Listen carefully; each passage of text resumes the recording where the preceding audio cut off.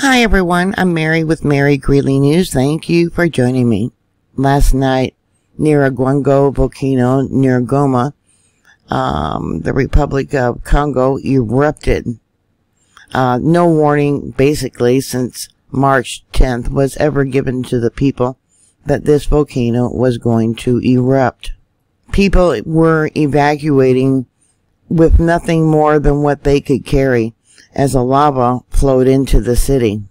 Evidently, as of now, the lava has stopped flowing, but it's done that in the past. And using Google Earth, here's the location of Nyiragongo Volcano. The lava flowed as far and evidently stopped right by the Goma airport. Here in Google Earth, I tried to draw out the possible location of where the lava was flowing, and there is another threat. Like I said, it could start erupting again. It did that in 2002. But if the lava reached this lake right here, Kieu, it could be a disaster because it is a methane-filled lake. It very well could cause a lake eruption. So what could happen with this lake is dissolved carbon dioxide, CO2, suddenly erupts from the deep lake waters, forming a gas cloud capable of suffocating wildlife, livestock, and humans who are along the shorelines. On BBC, there is an article about Lake Kieu. In the bottom layers of Lake Kieu, trapped under there is a layer of carbon dioxide and methane gas. These gases would ordinarily bubble out of the water, but Kieu's great depth, more than 460 meters, 1,500 feet, at its deepest point, creates so much pressure that these gases remain undissolved. They're trapped down there. There was another lake back in 1986 in Cameroon, which was a smaller lake, and an earthquake stirred up the waters, releasing the gases, and evidently over 1,800 people were asphyxiated. They died.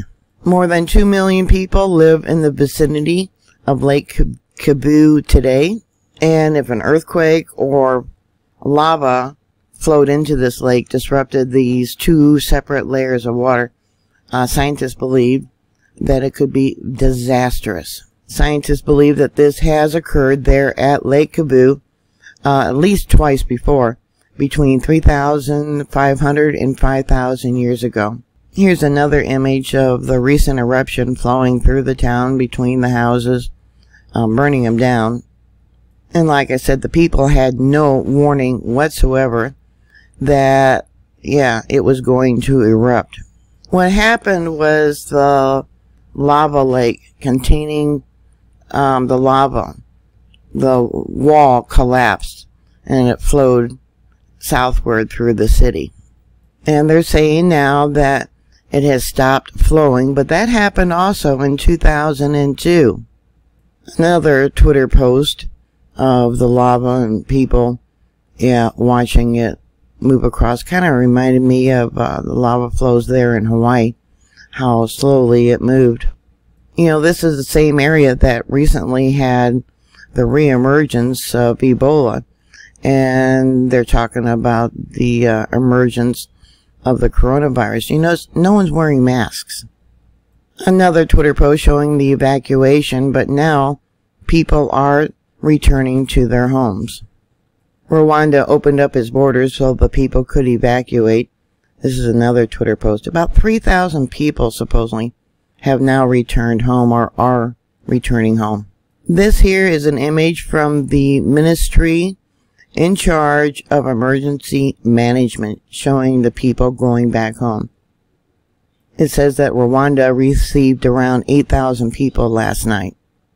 And more images of people going back home. I think this is foolish. I think, when you have an eruption, late in the afternoon, late last night, nothing's set up to house these people, feed these people. No planning was done. And so they're going back home within a matter of 12 hours. They're returning to their homes. There is a lack of coordination. There is nothing in place. There was no warning given to these people that this volcano was going to erupt. GVO, which is the Goma Volcano Observatory, lost its funding from the World Bank because of corruption. Misuse of funds. Evidently, there was people being paid who didn't even work, who didn't even exist. Back in 2002, when it erupted, about 250 people died. They got no warning even back then about its activity. So the World Bank came in and paid for the funding. $2 million that was to be spread across 4 years. Another article about the people that died and saying how it could have been prevented. Early warnings of tremors weeks before were not acted upon. Same thing happened this time. Nothing since the 10th of this month. No warning whatsoever. Just like now, back in 2002, early warnings of tremors weeks before were not acted upon, and the LEDC failed to prepare for the eruption. Once again, same thing. Evacuations of more than 300,000 people only began when plumes of ash and smoke were visible and lava flows were engulfing the area. Once again, history is repeating itself. This article is from March of this year, March 10th. Increased volcanic activity and other indicators have experts fretting that another eruption could be on the way.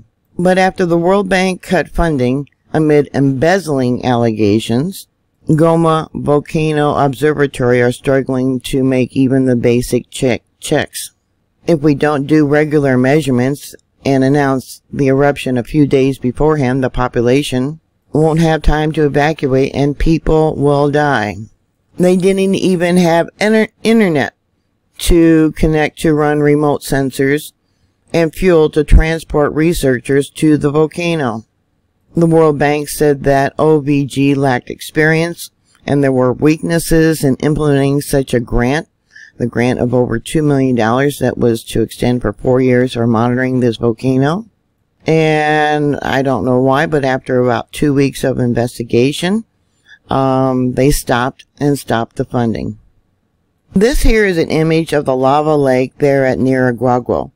Like I said, evidently the one side cracked and collapsed, and that is why it had its current eruption. Same thing happened in 2002. It stopped flowing and then it filled up again, and shortly after, it collapsed again and more lava flowed out. These are images from February of this year, 2011, of that lava lake. See how similar it is to the lava lake there in Hawaii? Here it says that Congolese porters carry scientific equipment up Mount Nyiragongo inside the national park near Goma in the Eastern Democratic Republic of Congo. This was February. And this image is from February 2, February 12th, looking down inside the crater. ABC News has an article about it, how they are now organizing a plan to help the people return today on Sunday. It said an evacuation plan was being activated, but the official announcement came several hours after the sky turned a fiery red, and many had already fled on foot in hopes of crossing the Rwanda border as people attempted to escape in panic. The lava doesn't seem to be heading towards the city of Goma. We remain on alert, it said. Some sought refuge aboard boats in Lake Kieu, while others fled to Mount Goma, the highest point in the metropolitan area, on boats in the lake, which could release this deadly gas. Talking about unorganized. People did not know what to do. I couldn't find anything on social media suggesting from any department of the government what the people were to do, and now they're all going back. Another recent report says only 110 Congolese still in Rwanda district. According to reports, 3 Congolese are in hospital where they're being treated. One woman because she gave birth while she was fleeing. I've seen Twitter posts warning about the threat of the toxic gases if the lava reaches the lake. Right now it's stopped, but it doesn't mean it's not going to start up again. They're still reporting earthquakes there. Yeah, this volcano is not over. And it did reach Goma. The lava did reach Goma. There's the little red lines I could mark out from the view of the helicopter. This here is the airport. If it does erupt again and reach the lake, just like it did there in Hawaii, look how they're packed in like sardines. Over 2 million people. Let me take the roads off of here. Live along these shorelines that could be overwhelmed by the toxic gases. It happened before. It very well could happen again.